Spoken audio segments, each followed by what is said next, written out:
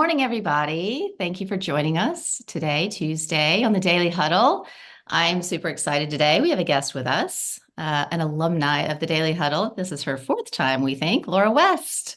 Welcome, Laura. Hi there. Welcome everybody. And Yeah, glad to be yeah. here. Yeah, this is great. So today we are going to be talking about, are you ignoring your creative calling? We're going to be defining what a creative calling is and diving into how you know what it is and how you know if you're ignoring it. But before we jump in, I want to tell you a little bit about Laura because her bio is super impressive and it helps to frame her work, what she's here for, and really what she stands for. So, Laura really is all about joy. She believes that when you align with your joy, purpose, and unique brilliance, success is inevitable. Over the last 20 years, she's helped thousands of entrepreneurs and professionals unlock their soul work, creativity, and leadership presence. She's the CEO of the Center for Joyful Business, author of the upcoming book, Dream Weaving, which I'm really excited about, host of Joyful Business TV and podcast, and she helps coaches, healers, and purpose-driven entrepreneurs shift the friction and blocks so that they can claim their soul's path and mission. Her unique approach to success blends conscious business strategies, creativity, intuition, positive psychology, wisdom energetics, and leadership skills. She believes that you and your work matter and that your ultimate soul's purpose is to use your gifts to make a positive difference in our world. That is amazing. I love, Laura, just to say thank you for being here. I love the joy part. I always have. I've always been drawn to you. And I didn't mention this, but Laura's a dear friend of mine. So I actually get to see lots of sides of her. And you really do stand for joy and joy in business. Tell us a little bit about that. Yeah, well, it was, birthed from my own pain, right? My own, being Yeah. in corporate. We went through in the 90s, went through 6 buyouts in 5 years, buyouts and mergers, which was just crazy. So was really burnt out, really stressed. And it was hard, as a VP of marketing, it's really hard to be creative and be excited about what you're doing. And I ended up hiring a coach and eventually quitting, wanted to become a coach. And I just always had this like joy had to matter, like being happy at work had to matter. Like I knew it mattered in your life, but it's like it matters in business. And nobody was talking about that back then. And Mhm. so that became my mantra. And then I found this research by Barbara Fredrickson. She was one of the first researchers, along with Martin Seligman, who studied joy at work and just found like what we intuitively know is that it gives you so much more creativity, innovation. It taps into this whole other part when you're actually aligned with joy. So I always think that joy is like the best creativity tool around, right? I love that. So I want to dive into the question, which is, are you ignoring your creative calling? Because you said a lot of people weren't talking about joy in business back then. So you're Mhm. right. I feel like it is more prevalent, the conversation. However, I still know a lot of people who aren't happy at work. So Right. how do you bridge the gap, right? So I want to talk about creative calling and then kind of get to like, okay, great. How do I do this with where I am? Or do I need to make a move? Like what's the deal? So first of all, what is a creative calling? Yeah. Well, I do a lot of, as you said, I work with a lot of coaches, healers, conscious entrepreneurs. So they're already putting their work out into the world, what I call their soul work, right? Mhm. This work they feel like they're meant to do. It's lined up with their purpose, right? I feel like your purpose is this combination of um, what are you here to grow and create, cross section with what are your gifts to be able to give. And so that to me is where the intersections where your purpose lies. What happens sometimes is that there's this really huge energy around your soul's purpose, and it's like, oh my gosh, I got to find the thing, right? When in fact, it's more of a, uh, let, you know, more of a investigation and an accepting of, oh, this is my purpose. This is how I create and put my work into the world. Here's how whether you're doing it in your life or in your business. A creative calling to me is that expansion of that. It's like, it's more subtle. It's like, what's calling you to express and expand yourself right now, Hmm. right? Yeah, Yeah. and we've talked about this before. I love this shift from that big life's purpose because I think it's overwhelming. It can be daunting. It's like I'm going towards one destination. How do I know if I'm on the right track?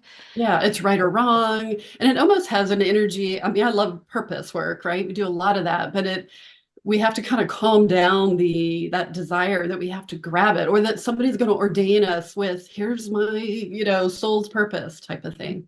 Yeah. Well, in the context of creative calling, then how do we know, if we're like, is this just a path? Like, for instance, I just recently started woodworking. I love it. I've talked to you about it. It just jazzes me up, but it feels kind of gratuitous. Like, and I know that that's silly because joy is, like you're saying, it's like the most important thing. But like, how does one know if either at work or outside of work, something is a creative calling? Like, is it a hobby? Is it like, how do we know?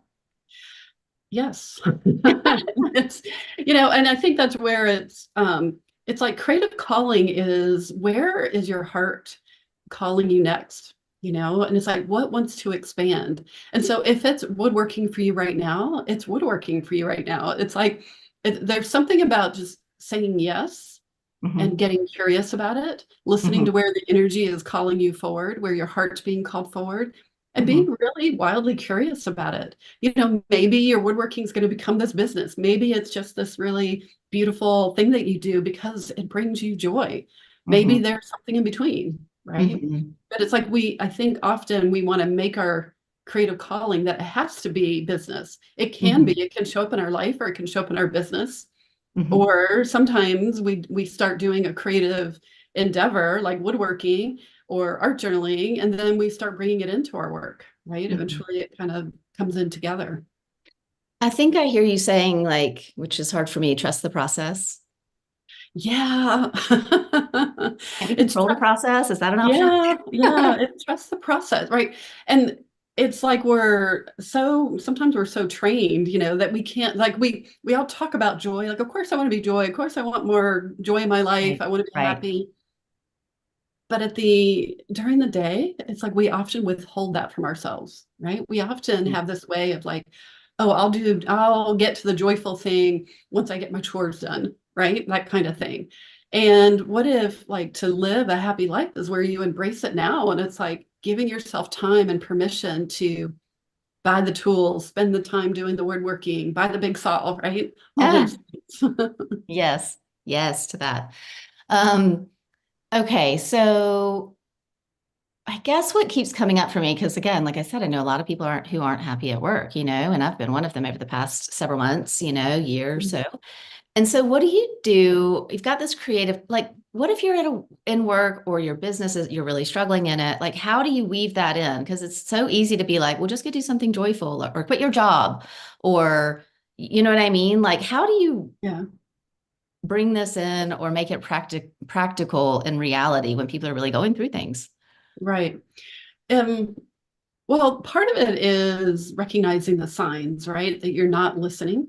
And Okay. so you're naming a lot of the things right there, right? So part of it is either in life or business, like you're feeling really bored, right? You just like, I mean, I'm getting kind of a rash of coaches who are coming to me, and it's almost like, okay, I've been doing my thing all through COVID. I can't, post pandemic. It's just time for something new. I'm so bored. I love the work I do, but there's something calling me, right? And they'll often say that there's something else. Sometimes they don't know what it is, right? But Mhm. it shows up a lot as boredom.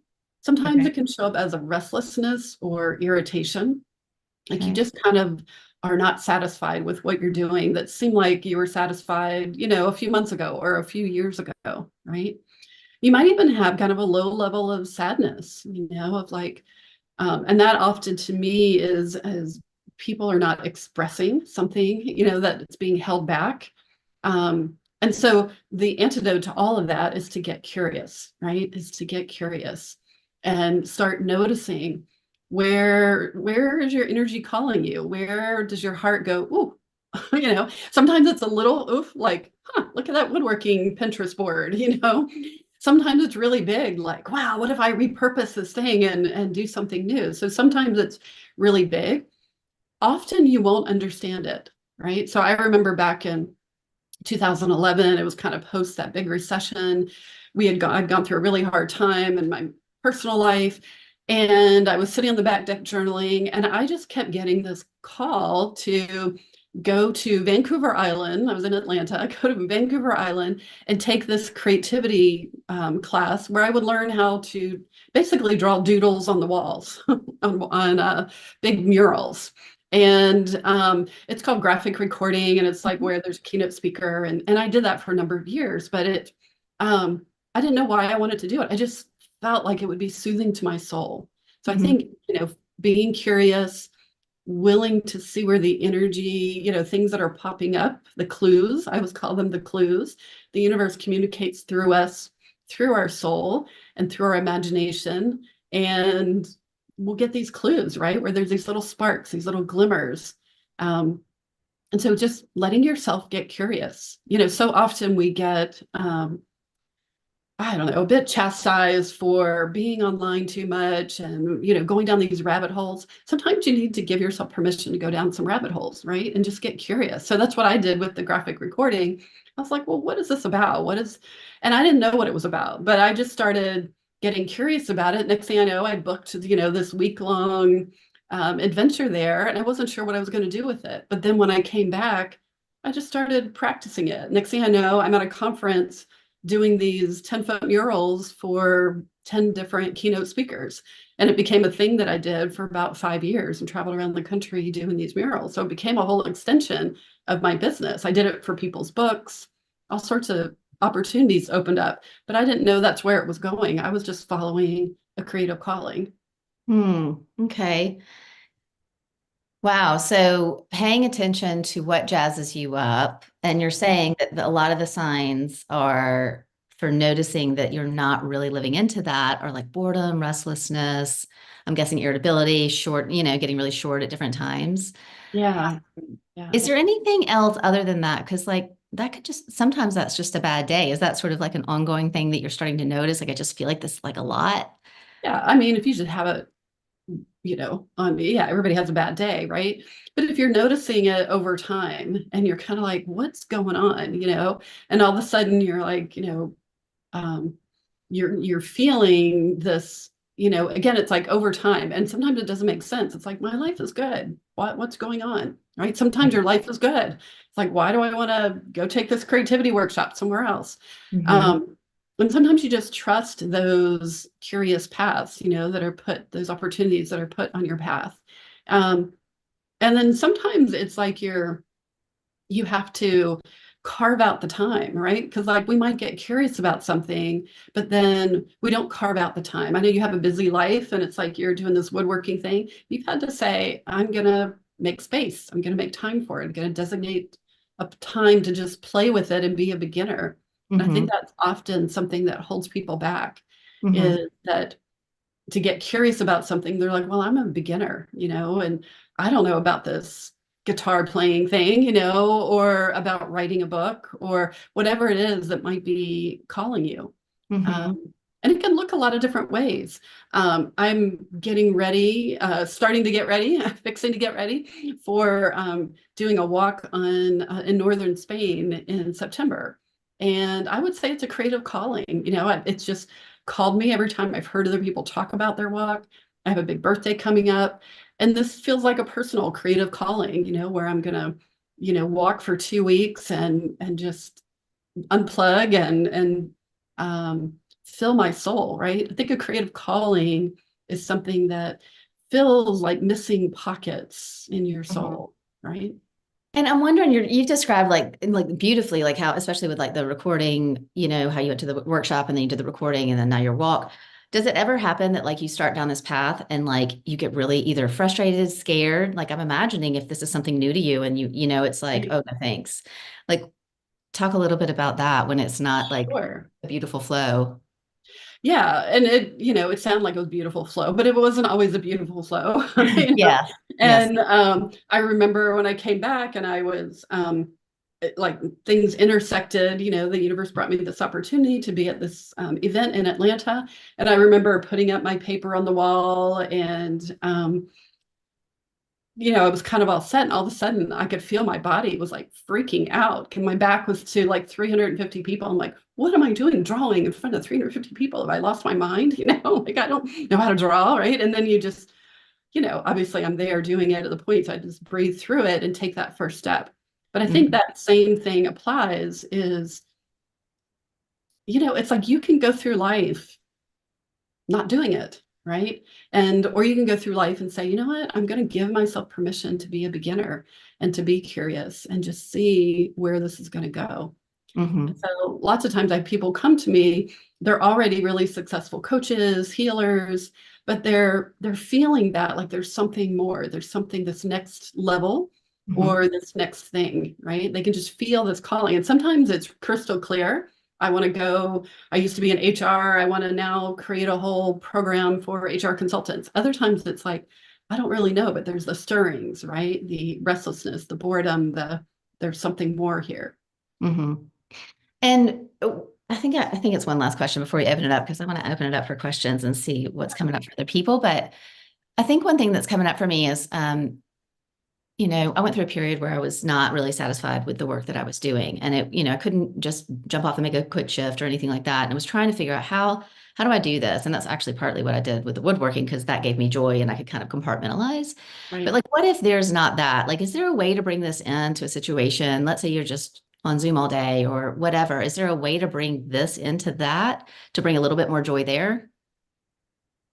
Oh yeah, I think well, and I think again that's a clue, right? There's your body sending you signals. You're like you're on Zoom all day, right? And all of a sudden we're all saying, "Oh yeah, okay." So we're all in agreement, right? You must be kind of tired. You must be, So all of a sudden it's like there's a desire underneath, right? There's some sort of desire for something to expand, for something to change, for something to be Right. different. So it's like either you want your energy to be different or you want to do something very non-Zoom like, or you want to bring that energy to Zoom. And again, that antidote, the first antidote is to get really curious. Where Hmm. does your energy go? Or talk to somebody about it or hire a coach, right? It's like, where is my energy wanting to expand? And there's clues all along, but sometimes it doesn't feel like it. Sometimes we just see the irritability, the repercussions from your irritability, right? We just see the boredom or the I'm just pedaling through life, right? Hmm. And Yeah, and pedaling and staying in a job that we don't care for that much. And so, like, okay, how can we change it? And I think just one more sure. thing is that I think a lot of people automatically assume you need to take a big leap, right? Hmm. Hmm. And what I have found is that and this is most of my clients, it's like we're highly creative, highly empathic, highly sensitive. For me to take big leaps really fast and quick, just upends my nervous system, right? And it actually sends me into a state that's not very healthy. So Okay. I've learned to just take micro actions and get curious and take the little steps and do a little bit at a time. And then you'll know, like, oh, okay, now I'm ready to take a bigger leap. Now I'm ready to do that. And I think so often in this world, it's like, quit your job and become an entrepreneur tomorrow, or you're an entrepreneur here and quit your job and go wander the world with your laptop, and maybe that works for you, but it doesn't always work for us, right? And so you can just look for the clues to take those micro actions. I love that you're saying that, especially COVID, I feel like gave everybody sort of more of that. Go do this big thing kind of. So I love that you're saying you don't have to do those things. And I guess I'm hearing a few things is like, get curious to see what's showing up for you, but then you do have to carve out time. Yeah. It's like you can lead a horse, the universe will lead you to the water, but you really do have to drink. It's like, how do I make the space for it, even if it's small little bits and bites, and then get curious about what happens there. So it's like a co-creation with the universe, it sounds like. Oh, wait. I think creative callings are definitely a co-creation with the universe because the more you ask, first of all, just that awareness of I want things to be different. I don't want to be so irritable or, something's got to shift in my business. I'm ready for this next thing, but I don't know what it is. Just asking for it, right? And then being open to receive. And so open to receive means you create some time, you go on some walks in nature, or maybe you listen to some different kind of podcasts. You get curious about what's calling you. Hmm. Hmm. Okay, good. I love this. This has given me a lot of ideas and thoughts. And I do want to open it up for questions. I see Tom has one right off the bat. Tom, what you got?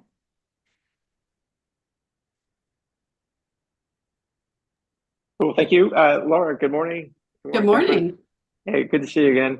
Yeah. I, you're talking about, recognizing signs and then getting curious. I keep going back to, and you need to give yourself the space. And then a big challenge there is just the external environment that we're in, especially if we're in a job where, we feel a level of pressure So, having a safe place where you're giving yourself space and grace, Right. to have that. I guess I wanted to ask you a little bit more. I remember you saying in the 90s, the 6 buyout mergers in 5 years, and how do you be creative in that type of environment that you're in? I just wanted to ask you a little bit more about what you do in a challenging environment where you feel the stress, but to give yourself that Yeah. space. I Yeah. mean, it's easy to Right. say, okay, detach a little bit and explore, but that's not necessarily easy for a lot of folks to do.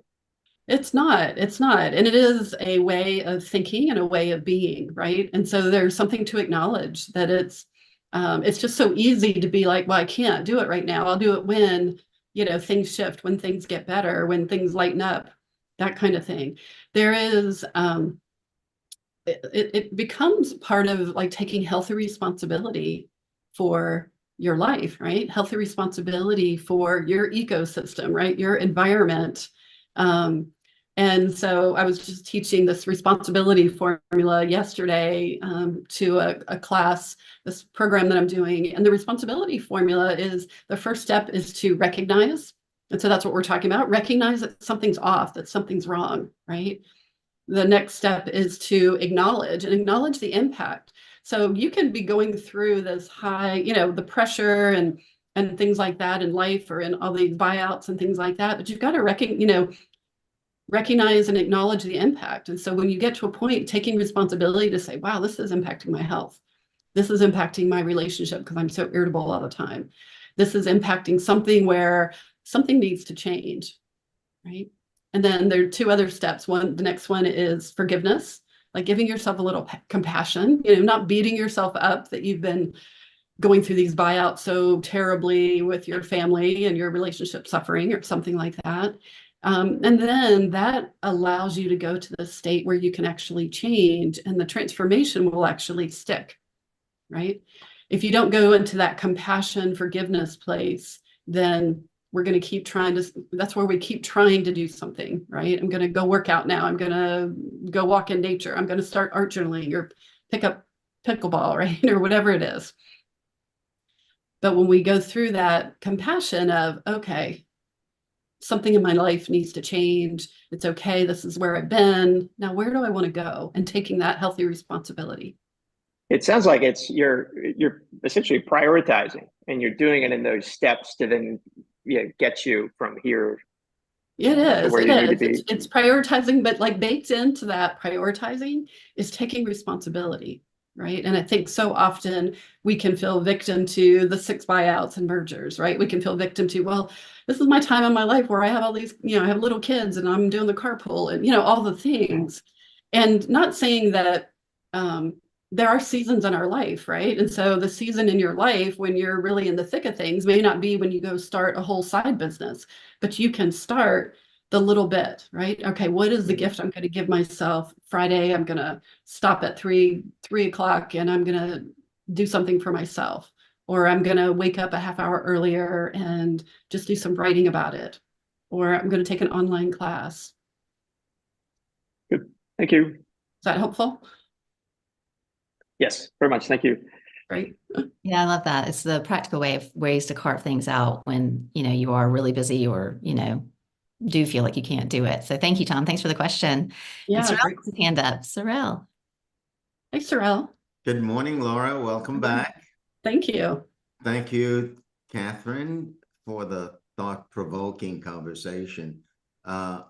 Here's what I'm grappling with.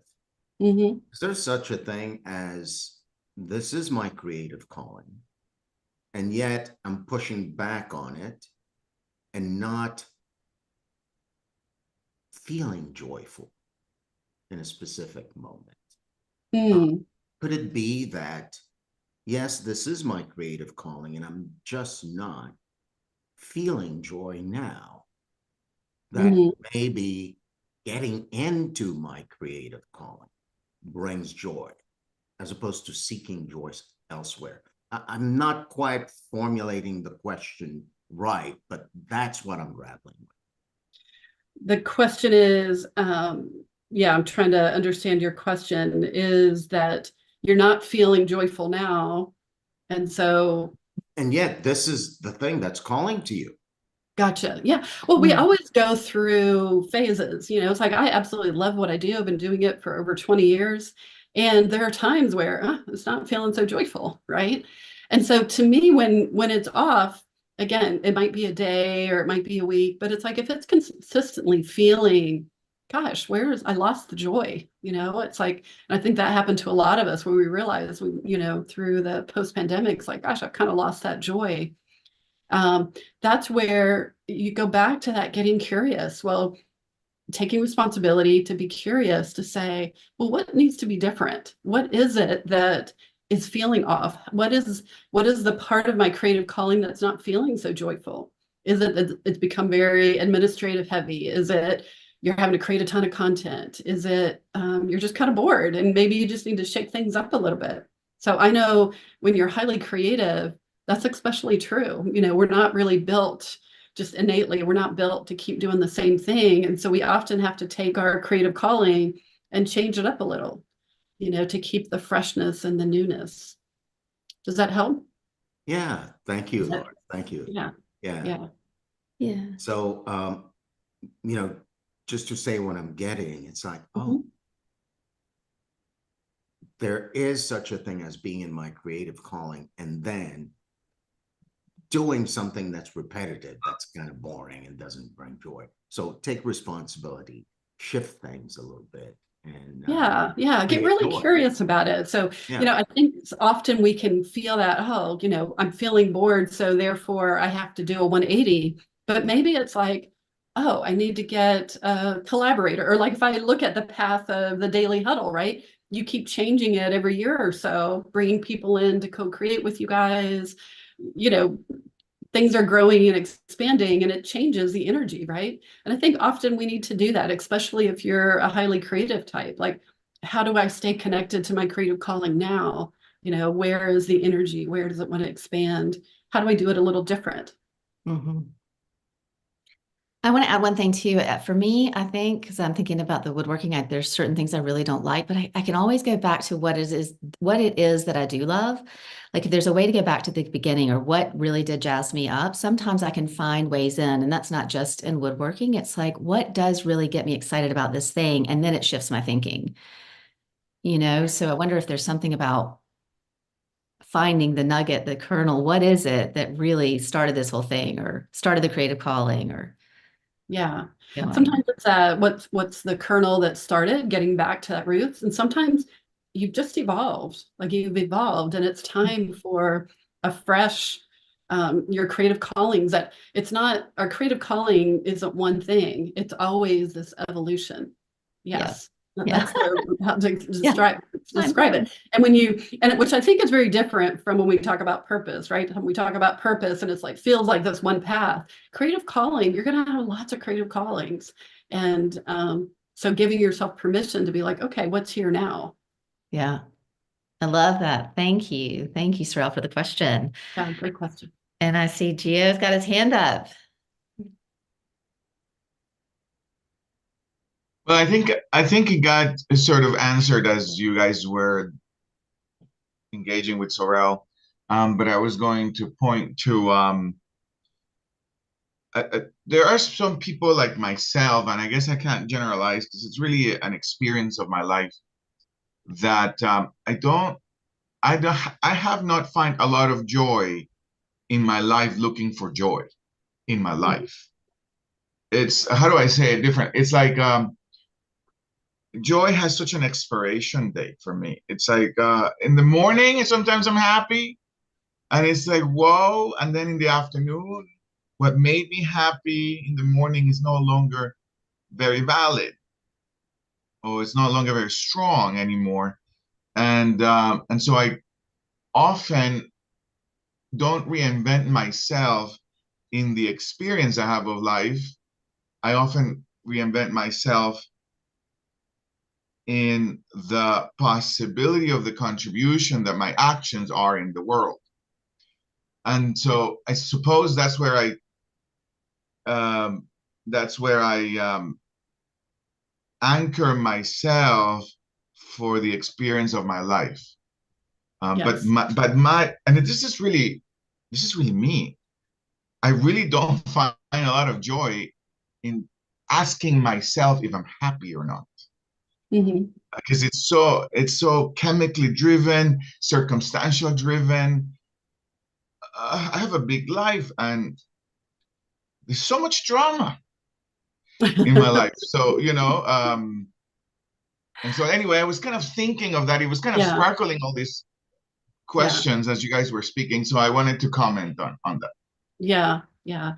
Yeah. It's not to paint a picture that your life is going to be joyful every moment. To me, joy is kind of like it's a Or bit of happiness. it's a North Sorry. Star that is like internal, right? It's like this internal compass of, um, and again, we go back to purpose, and it's like part of that is owning your gifts and your expression, and then how do you give that to other people? What you're saying is to be of service, to make a contribution, and that naturally starts that process, where you feel like where you are more on purpose. The joy part to me, I find that we just hold that back from ourselves, that there's more there for us. Yeah.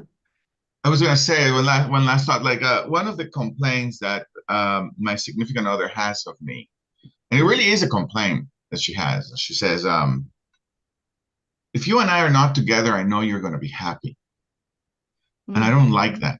Mm. And and I I've kind of discovered for myself, like life is shitty most of the time, but I come with happiness. It's like, Mm-hmm. here are the circumstances, and I'm happy. As a kind of like a place where I come from, not a place where I look for the evidence for. Mm-hmm. And then she's right. She is right. But not because I'm a jerk. It's because, man, if I look in here for happiness, I can't find it. Anyway, Mm-hmm. that's kind of like where I'm being with all of this. Kind of, Yeah. Yeah. this is your fault, Laura. You got me thinking. I I know. don't I like love it. it. I love it. Now am I It is. happy? And it is this relationship we have with like joy or happiness, right? Joy to me is, there's two sides to the joy coin. There's that joyful moment, right? That where it feels, you're really super expansive. And then joy can be that quiet contentment. I know when I'm sitting looking out over the water and I see a beautiful osprey come by, that's that moment of joy that happens. And it's internally driven. I think so often people can withhold joy from themselves, and it's like a thing that we don't even realize that we do. Mm-hmm. But I think joy leaves those clues for us to follow, that it's not about I need to do this to get joy, but I do this just because it feels good, and it's aligned with who I am and my values. Yeah. That's what I hear you saying, Gio. I love that. Gia, thank you. Thank you. And thank you, Laura. Thank you all for being with us today. I know we're a few minutes over, but this has been a fabulous conversation. I love curiosity is the key. It's like the antidote to all of this that you're describing. So thank you, Laura, for being here. Thank you, everybody. We're going to close out with our 7 tenets. Love yourself. Love yourself enough to give yourself the gift of a creative calling. And then give of your gifts, of your time and of your passions, of your energy. And get your sleep. Your body will thank you. Eat more plants. Mother Earth will thank you, and so will your body. And we want to laugh and get those endorphins flowing. Always laugh and find the joy and laughter in life, and move that body. Don't forget to move that body. We will see you all next time. Thank you, everybody. All right. Thank you, Catherine. Thank you, Laura. Thank you. Thank you, everybody.